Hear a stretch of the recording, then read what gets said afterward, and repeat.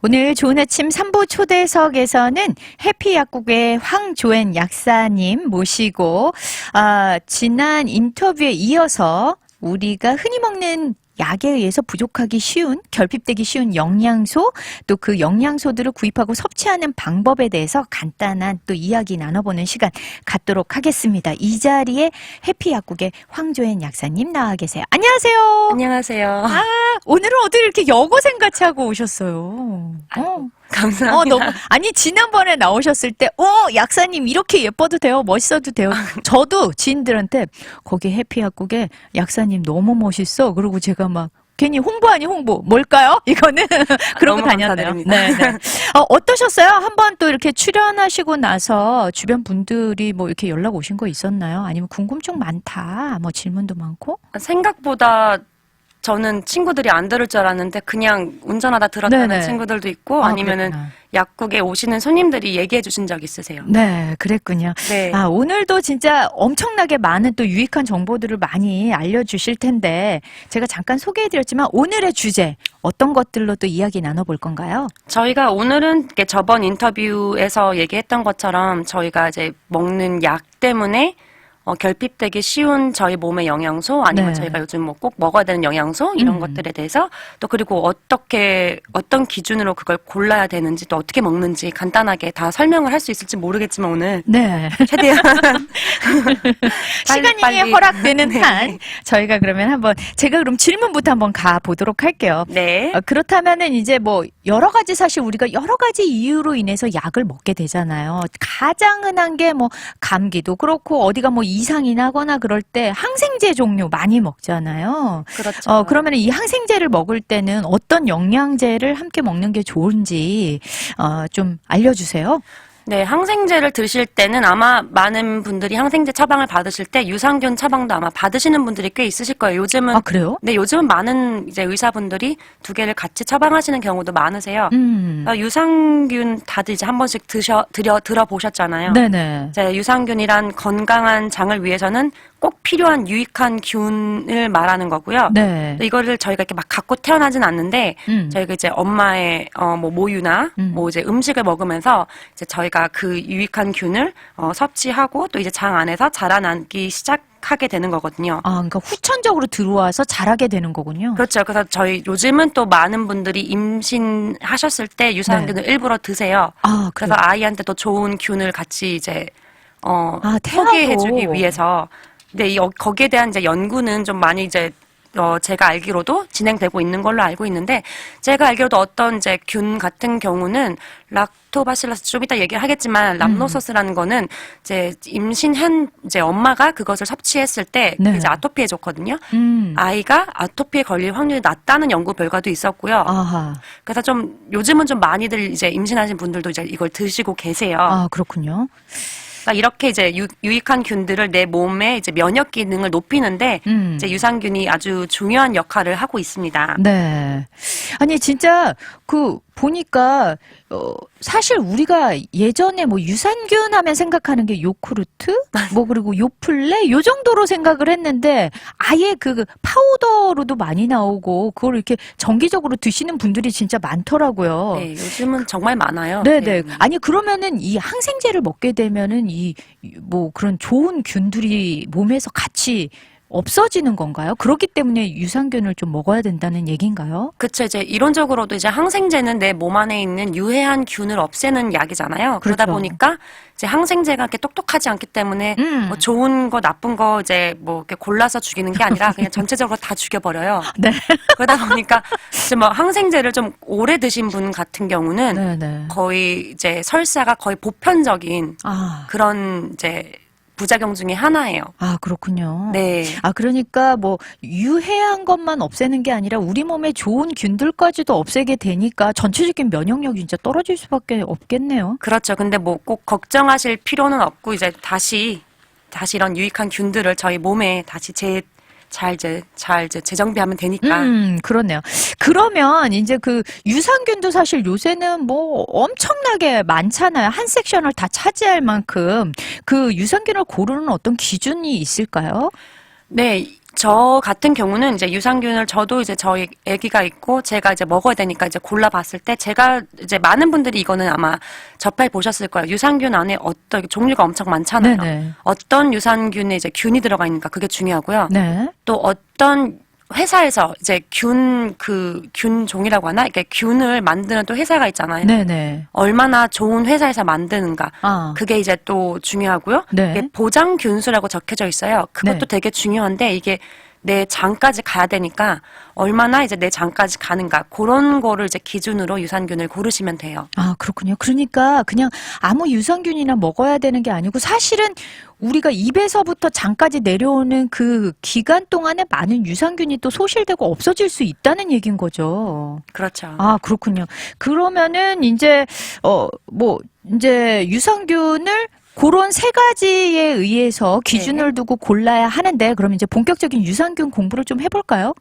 그럴까요? 네네. 간단하게 설명을 드리자면 유산균은 이제 락토바실러스 계열이 있고요. 비피도박테리움이라고 있는데요. 이제 간단하게 말씀드리자면 이 두 가지는 그냥 넓은 의미의 이름이에요. 그리고 그 밑에 또 많은 세분화된 세분화된 이제 균주들이 엄청 많은데요.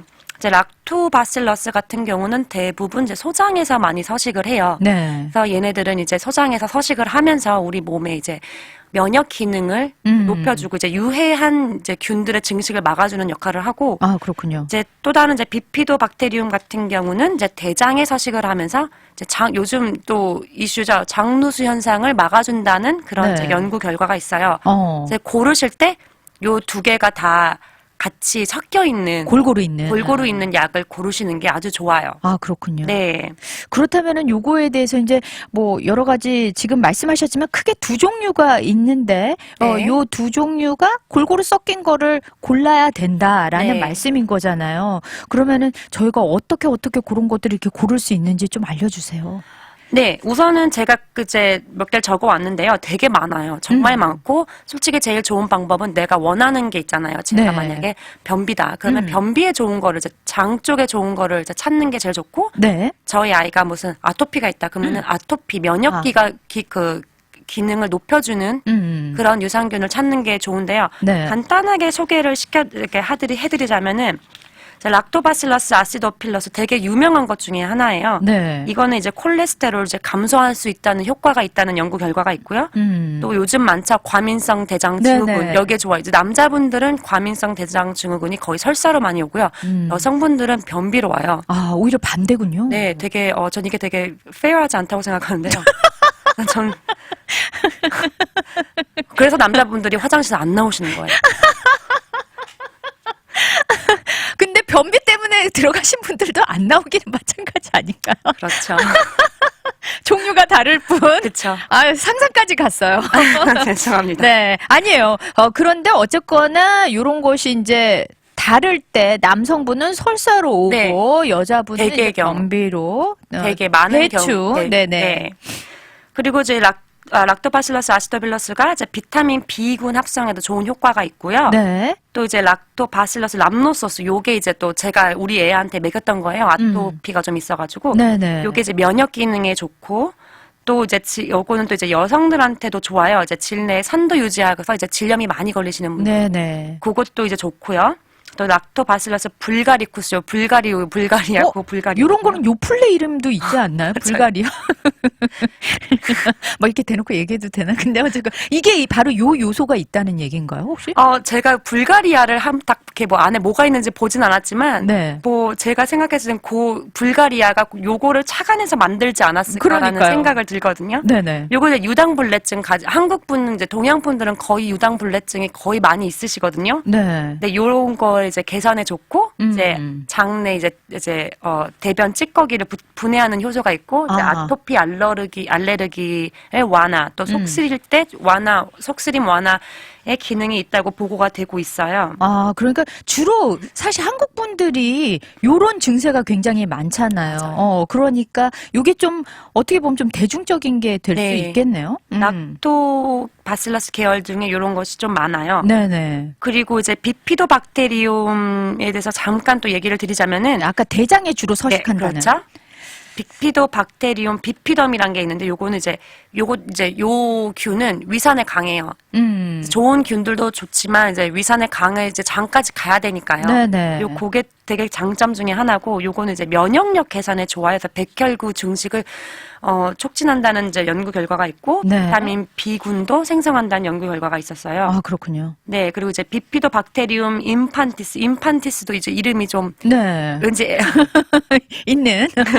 여기 이제 아이들 대장에 주로 서식하고 있고요. 이 균들이 이제 적으면 애들이 이제 설사 묽은 변을 많이 봐요. 아, 그렇군요. 그러니까 요 균은 되게 특이한 점이 항생제가 제가 아까 되게 많이 이제 죽인다고. 좋은 균들을 다 네. 죽인다고 했는데 요거는 이제 페니실린 계열, 테트라사이클린 계열의 이제 항생제는 조금 강하다고 알려져 있어요. 아, 이 균이. 네, 남을 수 있는 균 중에 하나라고 보고가 됐어요.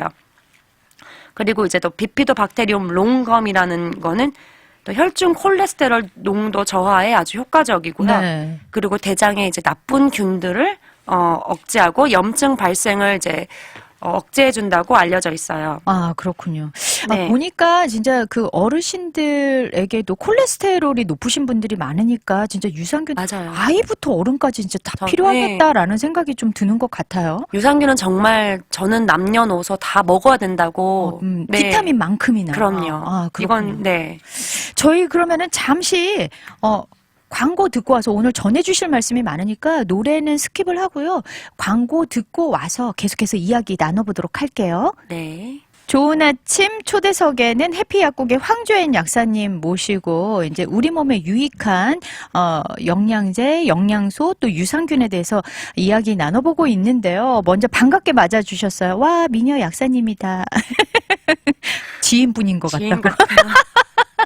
그리고요, 팔사님께서 질문을 하나 주셨어요. 저는 요플레나 요크루트 제품 먹으면 장 트러블로 자주 화장실을 가야 해서 요플레 좋아하는데 먹고 화장실 덜 가는 방법 없을까요? 나름 심각합니다. 라고 하셨어요. 네. 제 생각에는 요플레나 요구르트를 드시면은 장 트러블이 오는 게 이제 유당불내증이 아닌가. 네. 유당불내증이다. 라 함은 뭘까요? 이제 많은 이제 동양인들은 네. 거의 유당불내증이 이제 뭐 2명에 1명 걸로 있다고 생각하시면 되는데요. 네. 우유를 이제 분해하는 그 효소가 몸에 없는 거죠. 아니면 네. 적거나. 이거를 또 계속 먹다 보면은 이제 몸이 적응하기 마련이긴 한데. 네. 동양 분들은 이게 되게 많이 없으세요. 그래서 이제 우유 마시면 이제 설사하시는 분들 있잖아요. 네네, 치즈 많이 맞아요. 먹으면 설사하고. 네. 그런 분들이 이제 유당불내증인데요. 이런 분들 만약에 이제 요플레를 좋아하셔서 이 요플레를 드시고 싶으신 것 같으면은 아까 제가 말씀드렸던 그 유당불내증 개선하는 락토바실러스 불가리쿠스 요거를 네네. 드셔도 되고요. 근데 만약에 이 요플레나 요구르트를 유산균을 섭취를 목적으로 드셨던 거라면 네. 아무래도 그런 제품보다는 식품보다는 이제 약국에서 이제 판매하는 네. 그런 딱 유산균 뭐 캡슐로 된 게 더 훨씬 효과는 좋죠. 아, 영양제처럼 이렇게 나와 영양제처럼, 있는. 네. 네. 왜냐면 아무래도 요플레나 요구르트는 유산균도 좋은 유산균도 있지만 이제 뭐 설탕도 많고. 맞아요. 그렇죠. 네. 그리고 또 진짜 이렇게 계속해서 유제품이 들어가면 자꾸 탈이 나시는 분들이 계시니까요. 맞아요. 그러면은 그렇게 이제 캡슐 같은 걸로 좀 이렇게 대체해서 드시는 게 좀 낫겠다라는 거죠. 그러니까 사실 좋은 방법은 요플레 계속 드시면서 이렇게 하실 수 있는 방법은 그렇게 있는 건 아니네요. 그렇죠? 뭐 아까 말씀드렸던 뭐 유당불내증 개선에 좋은 뭐 불가리쿠스. 네네. 근데 유산균을 드시면은 조금 이게 개선되기는 해요. 아, 그래요? 네. 조금 개선되기는 하는데 네. 그래도 이제 한국 분들은 이 유당불내증이 되게 많으시고 분해하는 효소가 없다 보니까 요거 좀 힘들어하시는 분들이 계세요. 그러네요. 아니 그러면은 그 유산균 같은 게 이제 장에 내려올 때까지 서바이벌 해야 되는데 그렇죠. 남아야 되는데 사실 요런 게 이렇게 자리 잡기까지는 기간이 어느 정도 걸리나요? 원래 이거는 이제 연구 결과에 따르면은 이렇게 길게는 수개월까지 걸린다고 이제 보고가 돼요. 네네. 그러니까 아마 요거 드신 분들이 뭐 한 일주일, 2주일 드셔보시고 이거 뭐 별로 효과 없네. 뭐 아직 변비인데 나 아직 설사하는데 이러신 분들 계세요. 네네. 또 애들 같은 경우는 아토피가 뭐 당장 좋아지는 것 같지도 않고. 네. 그래도 저는 개인적으로 근데 대충 한 달 정도면 좀 개선이 되거든요. 아, 그래요? 한 달 정도면 괜찮은데 그래도 저는 한 2, 3개월은 좀 꾸준히 드셔보시는 게 좋지 않나 저는 그렇게 그렇게 추천드립니다. 그러니까 뭐 말하자면 습관을 들이는데도 한 100일 정도가 소요되듯이 네, 체질 맞아요. 개선이 되는 것도 한 두세 달은 지켜봐야 되지 그렇죠. 않겠는가. 이게 또 유산균이 생균이잖아요. 내 몸 안에 들어가서 자리 잡고 얘네도 좀 살아남을 좀 시간을 줘야 되니까요. 그러네요. 네. 그러니까 조급하게 생각하시면 안 되겠다라는 생각이 드네요. 얘기 듣다 보니까 유산균이라는 게 꽤 좋은 거네요. 자주 챙겨 먹어야 되겠습니다라고 하셨어요. 자, 그러면요. 이제 아까 아토피에 대해서도 잠시 말씀하셨잖아요. 사실 은근히 아토피로 고생하시는 아이뿐만이 아니라 성인들도 많으시단 맞아요. 말이에요. 그분들께는 어떤 유산균이 좋을까요? 저는 이거 저희 아이한테 먹였던 것 중에서는 락토바실러스 람노소스가 들어가 있는 걸 먹였어요. 네. 말이 너무 어려워요. 그죠? 락토바실러스는 이제 그냥 처음에 말씀드렸지 그 계열이고요. 그 뒤에 거가 람노소스예요. 람노소스. 네. 제가 이걸 뭐 나중에 약국으로 전화 주시면 제가 그렇죠. 이제 아예 영어 스펠링까지 가르쳐 드릴 수도 있어요. 이게 뭐 RHA 이렇게 시작되는데. 네네네. 요게 좋고요. 그러니까 제가 지금 좀 천천히 얘기를 드릴게요. 락토바실러스 람노소스가 있는 거. 네. 또 락토바실러스 불가리쿠스. 요게 또 유당 불내증에도 좋은 거예요. 네. 그리고 락토바실러스 플란티눔. 또 그다음에 이제 비피도가 또 섞여야 되거든요. 비피도 박테리움 인펀티스. 네. 역시 의학 용어라 다 어렵지만 대충 이렇게 들으시고 또 우리 나중에 약사님께 문의를 하시면 자연스럽게 어떤 유산균을 또 추천해 주실 수 있으니까 그렇게 좀 이렇게 들으시는 걸로 일단 지금은 만족하셔도 될 것 같아요. 네. 그러니까 이제 아토피에는 요런 유산균 종류를 섭취하시는 게 좋으시고 그렇다면 사실 한국 분들 중에 가장 많은 암 중에도 사실 위장암도 있고 위가 안 좋으신 분들이 굉장히 많잖아요. 네. 그러면 이 위장이 안 좋으신 분들한테는 어떤 또 유산균이 좋을까요? 이제 맞아요. 위암을 일으키는 것 중에 하나가 이제 헬리코박터균인데요. 네. 이 헬리코박터 보유자시면은 근데 제가 요거 또 얘기 드리고 싶은 게 헬리코박터 보균자시면은 이제 여기에 대한 치료 받으셔야 돼요. 그렇죠. 이거는 제가 말씀드린 건 그냥 건강 보조제일 뿐이거든요. 이 약은 아니에요. 네네. 여기 헬리코박터 보유자시면은 락토바실러스 에시도필러스 그리고 락토바실러스 람노소스 제가 아까 말씀드린 그거랑요. 비피도 박테리움 락티스균이 있는 거를 고르시는 게 좋아요. 그렇군요. 그러니까 이게 좀 위장이 안 좋다고 해서 무조건 이거다가 아니라 뭐 헬리코박터균을 가지고 있느냐 없느냐 또 여러 가지 증세들이 있으실 테니까요. 그러면은 아까 이렇게 막 설사 진짜 계속 하시는 분들 사실 힘들잖아요. 건강한 변을 보지 못한다는 거는. 그렇게 만성 설사를 하시는 분들한테는 또 어떤 게 좋은가요? 제가 이거 아까 아토피랑도 좋은 건데 락토바실러스 이제 암노소스가 아니라 람노소스예요. 람노소스. 네, RH라거든요. 네. 이 람노소스가 여러 방면에서 많이 좋은 것 같아요. 보니까. 이게 좋아요. 그러니까요. 네. 그러면 요것도 또한 만성 설사를 하시는 분께도 유익하다. 네. 그리고 이제 여성분들 아까 뭐 산성을 유지시켜주고 또 뭐 질염이나 이런 것들을 좀 안 걸리게 해준다 하는 것이 있었잖아요. 여성분들에게 어떤 게 좋을까요? 그것도 아까 이제 여기도 되게 많아요. 다시 나중에 저한테 전화 문의를 주시면은 제가 다 이제 얘기를 해드릴 수 있는데 제일 대표적인 거는 이제 락토바실러스 람노소스 또 나오죠. 그러네요. 걔가 이제 질 안에 산도를 잘 유지해줘서 이 질염이 잘 생기는 이유 중에 하나가 산도가 깨지면은 거기다 이제 균들이 침투하는 거라서 그런 게 있고요. 제가 지금 아까 얘기를 안 드렸는데 락토바실러스 살리바리우스 SAL로 시작해요. 그것도 아토피에 좋아요. 그렇군요. 네. 진짜 이 유산균이 만병통치약 같아. 약간 좀 그런. 아무래도 전체적으로 면역력을 증강시켜주는 거다 보니까 그러면은 이제 또 한 가지 질문이 그러면 유산균 도대체 언제 먹어요? 라고 이렇게 질문들을 많이 하실 것 같아요. 네, 이제 유산균은 원래 이제 요거에 대한 거는 의견은 이제 전문가마다 정말 이제 많이 이제 의견이 좀 많이 나뉘고 있는데요. 뭐 식전, 식후 아니면 뭐 공복? 맞아요. 근데 이제 어떤 연구 결과에서도 요거를 이제 제대로 된 결과를 딱 내기가 힘든 게 이 저희 몸이랑 똑같은 상황을 만들어서 이제 연구 결과를 하기가 힘들어서 그런 거거든요. 근데 보통은 이제 뭐 보편적으로는 저는 이제 공복에 먹는 거를 조금 추천을 하기는 해요. 아, 공복에요? 공복에? 네네. 근데 이제 유산균 같은 경우는 위산에 되게 약하다고 아까 얘기했잖아요. 위산이 약해요.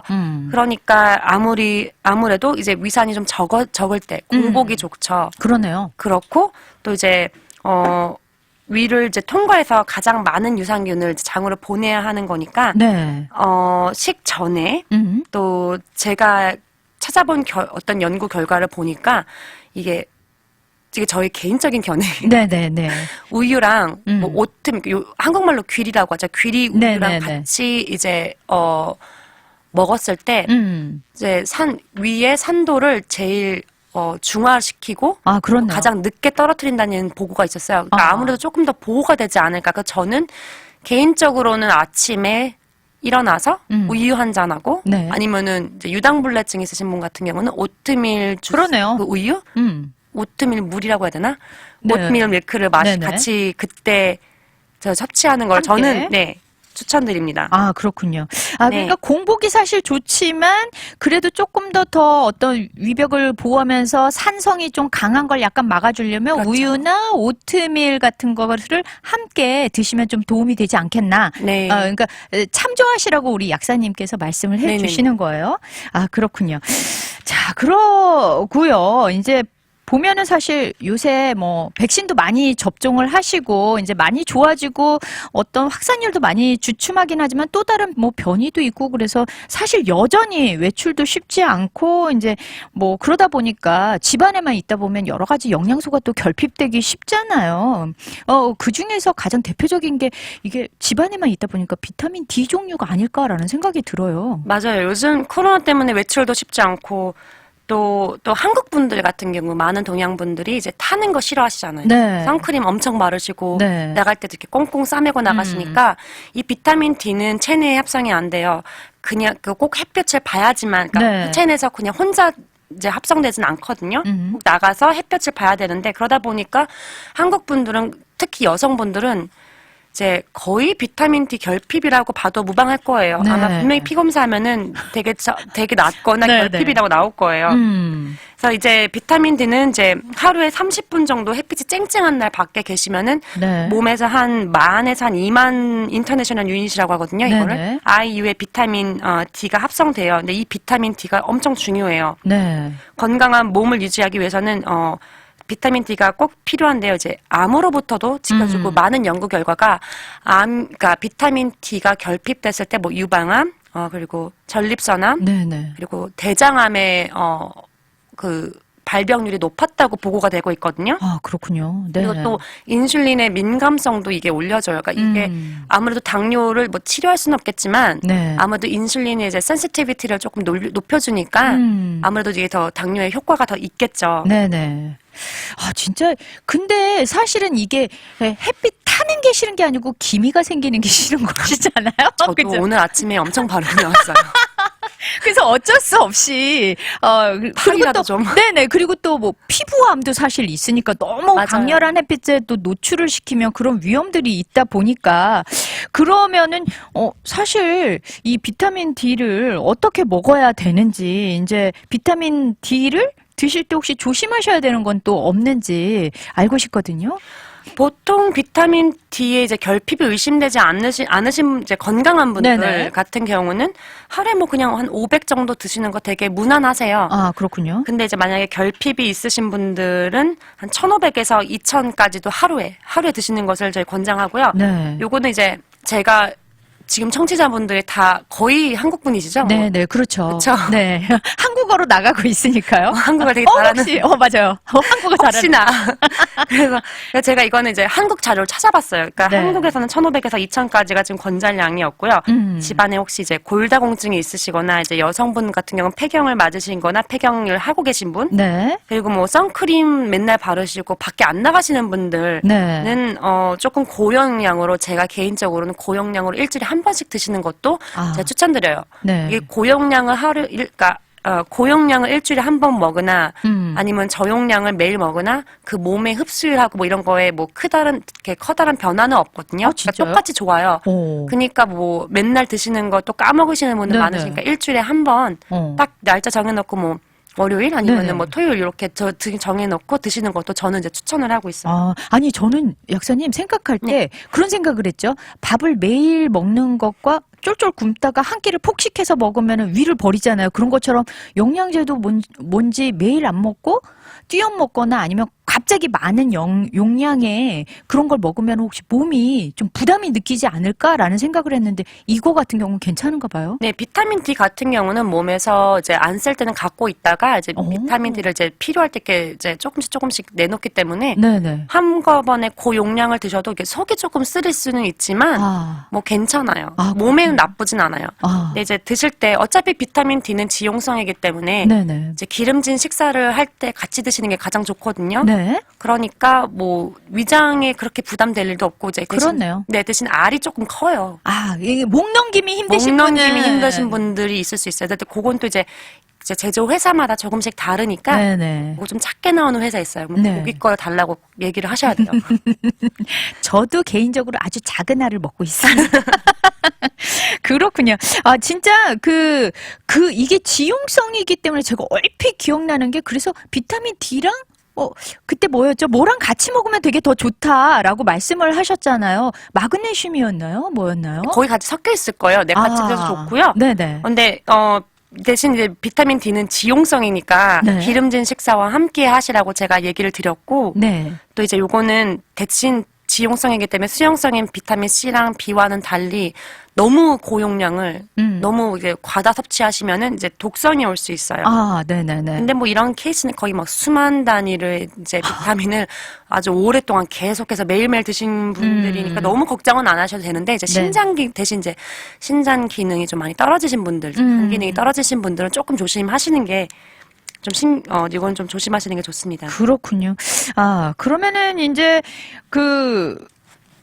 같이 그러니까 비타민 D를 또 이렇게 뭐 고갈시키는 약을 만약에 먹는다. 그러면 이게 어떤 뭐 텀음이 좀 있어야 되나요? 어떻게 되나요? 네, 이제 제가 이 주제죠. 이런 어떤 약을 드실 때 어떤 영양소가 조금 많이 결핍될 수 있다. 맞아요. 요 비타민 D는 만약에 그러니까 위산 제산제라 같은 거 있잖아요. 네네. 위산 과다를 막아주는 약 그런 걸 드시거나 뭐 예를 들어 오메프라졸 같은 종류, 네.